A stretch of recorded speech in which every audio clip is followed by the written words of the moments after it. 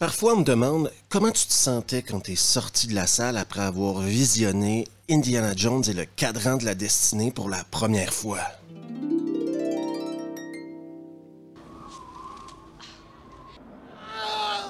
Aujourd'hui, à Dimanche Navet, l'autopsie d'Indiana Jones 5, le cadran de la destinée. Et ça commence maintenant.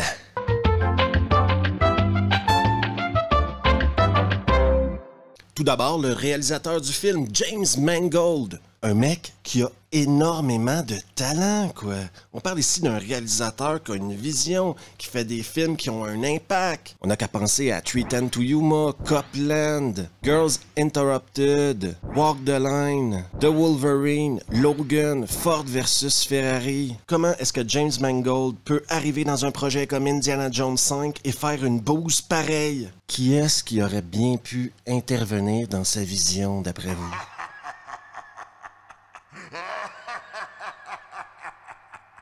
Ensuite, le retour d'Harrison Ford. La rumeur veut que Harrison Ford a participé à la post-logie Star Wars à une seule condition, que Disney fasse le 5e épisode d'Indiana Jones. Dans les deux cas, je dirais... ouais. Sinon, je suis un énorme fan d'Harrison Ford. Je crois que dans les années 80 et 90, cet homme-là représentait le charisme. Que ce soit en Han Solo, en Indiana Jones, en président des États-Unis, en Jack Ryan, Harrison Ford était en top de liste de ce qui faisait un blockbuster. Il avait une cote d'amour du public incroyable, sauf qu'après est arrivé les années 2000, et ça s'est compliqué pour Harrison. 2-3 mauvais choix, par exemple, et boum, ta carrière est plus ce qu'elle était. Et loin de moi l'idée d'être âgiste, OK? Mais pour ceux que ça intéresse, quand le tournage de Indiana Jones 5 a commencé, Harrison Ford avait 80 ans. Et il y en a certains qui diront « Oui, mais Sean Connery a joué dans La Dernière Croisade. » Oui, tout à fait. Sean Connery était 20 ans plus jeune qu'Harrison Ford dans La Dernière Croisade. 20 ans. On peut s'interroger si c'est logique de faire un film d'action avec un mec de 80 ans.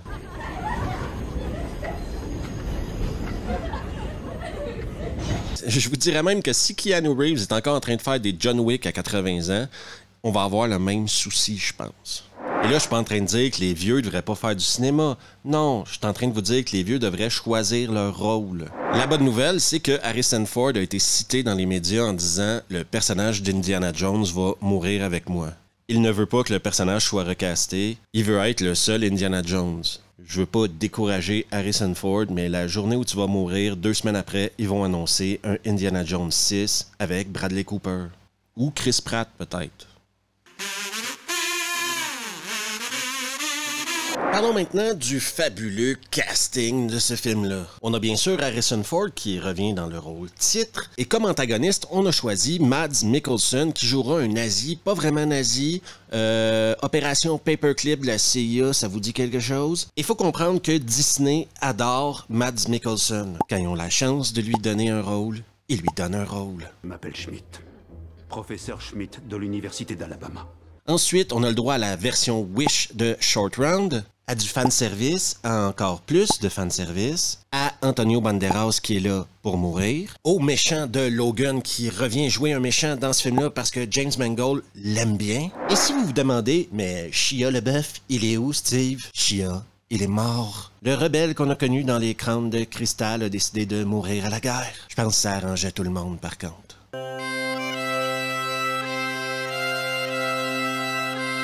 Mais la mort de Shia nous offrira de découvrir la fabuleuse Phoebe Waller-Bridge. Et c'est là où il faut que je vous parle de Phoebe Waller-Bridge. Phoebe Waller-Bridge a été connue grâce à la série Fleabag, qu'elle a écrite et interprétée. Une série qui, selon moi, s'adresse aux femmes célibataires de 25 à 45 ans. Mais c'est très bien écrit, réalisé, etc. C'est très british. Est-ce que je suis le public cible de cette série-là, d'après vous? Non. Ensuite, elle est rentrée dans la merveilleuse famille Disney grâce à Solo, A Star Wars Story. Celui-là aussi, il pique, hein? C'est...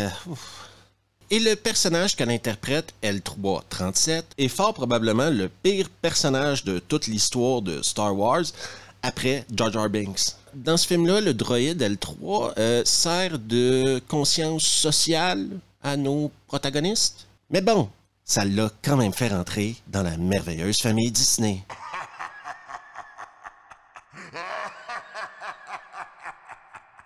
On On a décidé de faire de son personnage un personnage antipathique. Oui, c'était un choix risqué. Il s'agit ici d'un personnage dont la motivation principale est le pognon. Indiana Jones, il en a déjà volé plein de trucs, mais c'était jamais pour le pognon. Non, quand il volait des trucs, c'était pour les redonner à des musées ou des trucs comme ça, ou empêcher les nazis de les avoir. C'était pas pour les vendre. Vous voyez la nuance importante dans ce concept-là? Est-ce que quelqu'un qui fait tout pour le pognon devient attachante pour les spectateurs? Non!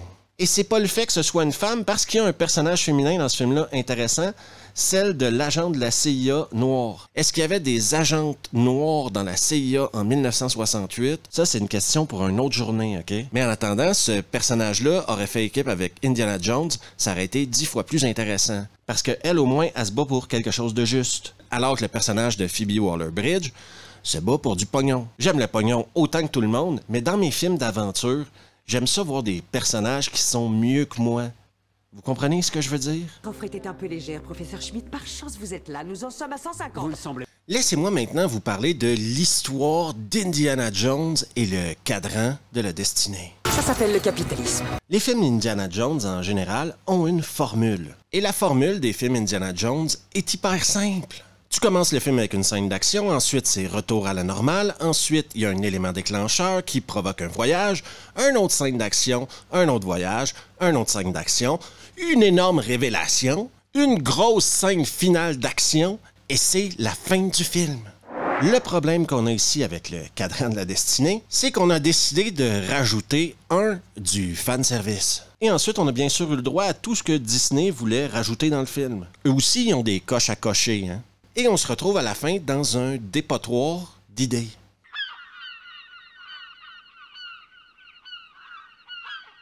Je crois que tout le monde connaît l'expression « trop, c'est comme pas assez ».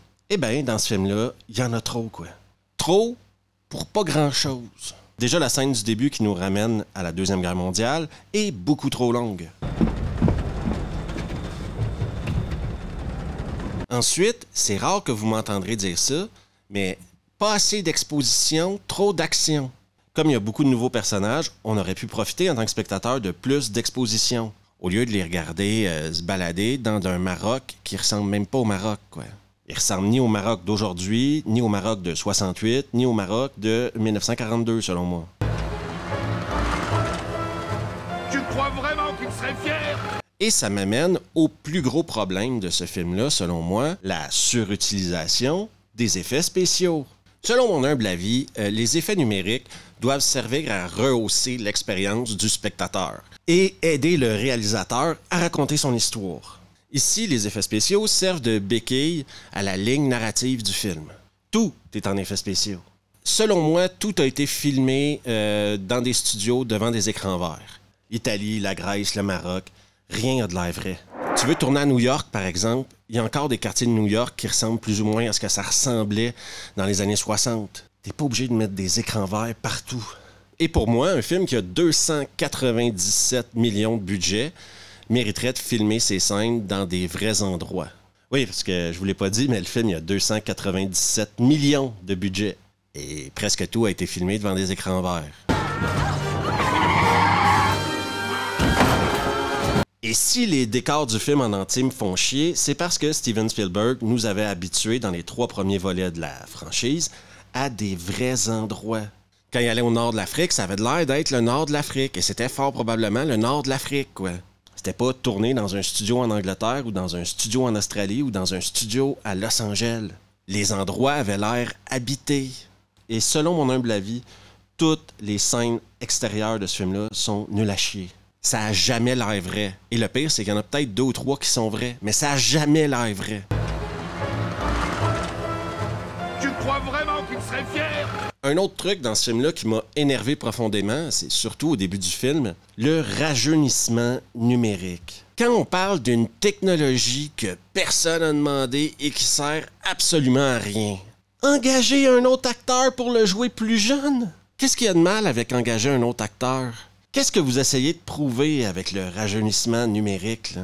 Disney nous refait ce coup-là depuis Iron Man 3, je pense. Et moi, je vous le dis, je m'en fous qu'ils soient capables de rajeunir numériquement des acteurs. Je m'en bats les couilles. C'est pas beau. Et note à vous-même, OK, si vous rajeunissez un acteur, OK, mais que l'acteur a 80 ans, faut rajeunir sa voix aussi. Parce que ça marche pas la voix d'un homme de 80 ans sur le corps d'un homme de 40 ans. Pourquoi est-ce qu'ils n'engagent pas des nouveaux acteurs? Les gens comprennent, notre cerveau comprend que Harrison Ford peut pas jouer Indiana Jones à 40 ans.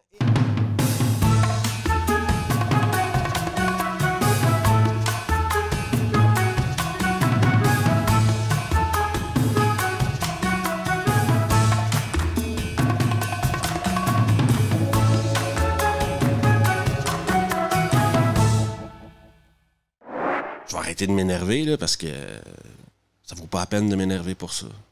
Pour revenir à l'histoire, ça se résume à ceci. Ils doivent trouver le cadran de la destinée. Ça, c'est un mégaphone, comme il y a déjà eu le Saint Graal et l'Arche perdue. Sauf que dans le cas qui nous occupe, ça prend beaucoup de temps, trouver le cadran de la destinée. Calcule la position de la fissure.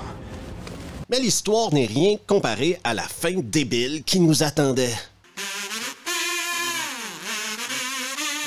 Je pense parler au nom de tout le monde quand je m'adresse aux studios comme Disney, par exemple, en vous disant que le voyage dans le temps, on en a plein le cul.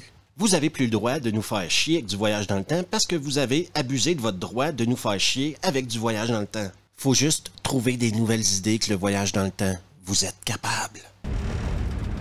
Archimède ne savait pas que les continents dérivaient. Oui, parce que le cadran de la destinée sert à ça. Il sert à aller retrouver Archimède. Eh oui, on se retrouve dans l'Antiquité. À la fin, il faut s'accrocher, OK? Parce qu'il arrive avec des avions nazis durant un combat entre Rome et la Grèce. Exactement le genre de fin qu'on s'attend à voir dans Indiana Jones. Dracotès! Et bien sûr, Indiana Jones va rencontrer Archimède, être capable de parler grec de l'époque avec lui, mais ça, je la jette parce que le gars est un archéologue. Le souci que j'ai, OK, c'est qu'Indiana Jones, là, il est prêt à mourir, OK, parce qu'il a été atteint d'une balle, puis s'il reste là, il va crever, mais au moins, il va crever en Grèce antique. Et si un archéologue a l'opportunité de mourir en Grèce antique, qu'est-ce qui pourrait bien l'empêcher de mourir en Grèce antique? Je sais ce que je dois faire. Moi aussi. Ouais, c'est con à ce point-là. Elle décide qu'elle le ramène avec lui. Tout d'un coup, elle a une conscience. Non, il n'y aura pas de faces qui font. Non, il n'y aura pas de fantômes qui posent des questions importantes. On aura le droit à ça. Marion. Passons maintenant à la conclusion. Il y a plusieurs choses qui font du cadran de la destinée un énorme navet. Déjà, l'Arche perdue durait 1h55. Le Temple maudit, 1h58. La dernière croisade, 2h07. Le cadran de la destinée dure 2h34. Ce film-là a 45 minutes de trop, facile. 2h34, c'est beaucoup trop long pour ce genre de film-là d'aventure. Oui, parce qu'ils ont rajouté trop de trucs. Ils ont voulu en faire trop. Et comme je disais plus tôt, trop, c'est comme pas assez.